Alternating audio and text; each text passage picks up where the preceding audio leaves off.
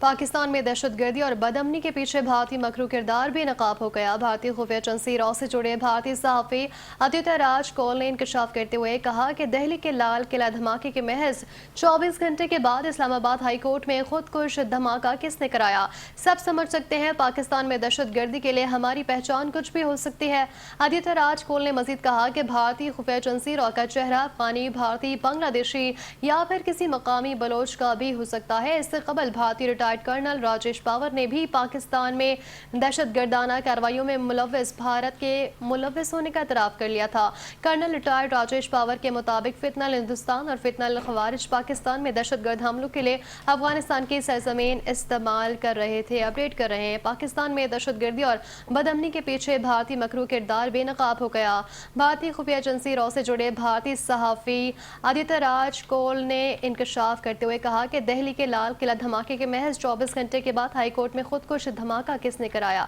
इस हवाले से मजीद बात करेंगे। टेलीफोन लाइन पर हमें ज्वाइन किया है senior anchor person Aftab Mugheri साहब ने। आफ्ताब साहब, आपके वक्त का शुक्रिया। आफ्ताब साहब, देखा आपने कि भारतीय खुफिया एजेंसी रॉ से जुड़े भारतीय सहाफ़ी जो हैं आदित्य राज कौल, उन्होंने इंकशाफ किया है कि दिल्ली के लाल किला धमाके के महज 24 घंटे के बाद इस्लामाबाद हाई कोर्ट में खुदकुश धमाका किसने कराया। किस तरफ इशारा है ये, क्या कहेंगे आप?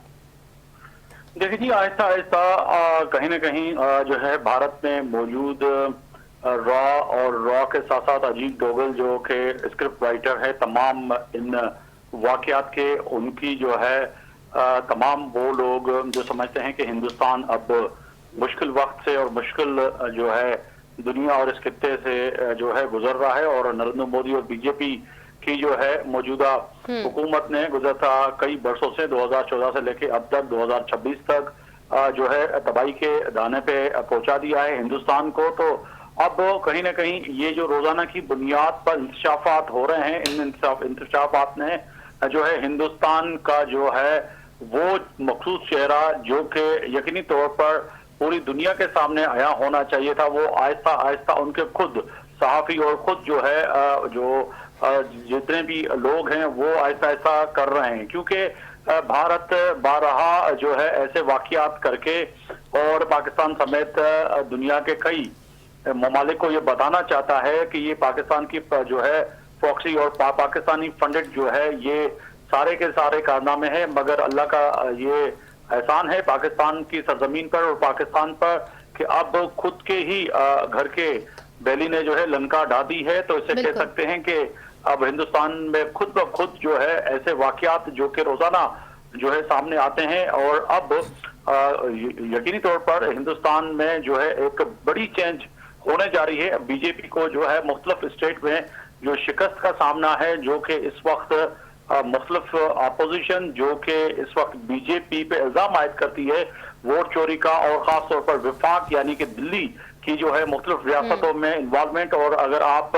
देखें कि इस वक्त बंगाल में जो है सूरत हाल वो भी इंतहाई खराब है, तो कहा जा सकता है कि इस वक्त नरेंद्र मोदी की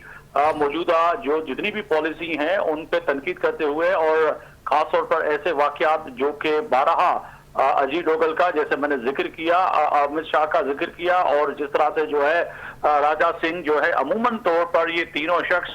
नरेंद्र मोदी के पीठ पीछे खड़े होके और उनको सहारा देते हुए इसकी सरकार को आगे तो लेके जा सकते हैं, मगर अब आहिस्ता आहिस्ता उनके ही लोग जो है जो हकाइक हैं वो आम लोगों तक पहुंचाने के लिए जो है तमाम ऐसे ऑपरेशन, ऐसे धमाके और ऐसे जो है स्क्रिप्टेड ड्रामे जो है उनको अया करते हुए नजर आ रहे हैं, जिससे जो है हिंदुस्तान की खुद रुसवाई हो रही है। ठीक है, आपके वक्त का बेहद शुक्रिया आफ्ताब मुगैरी साहब।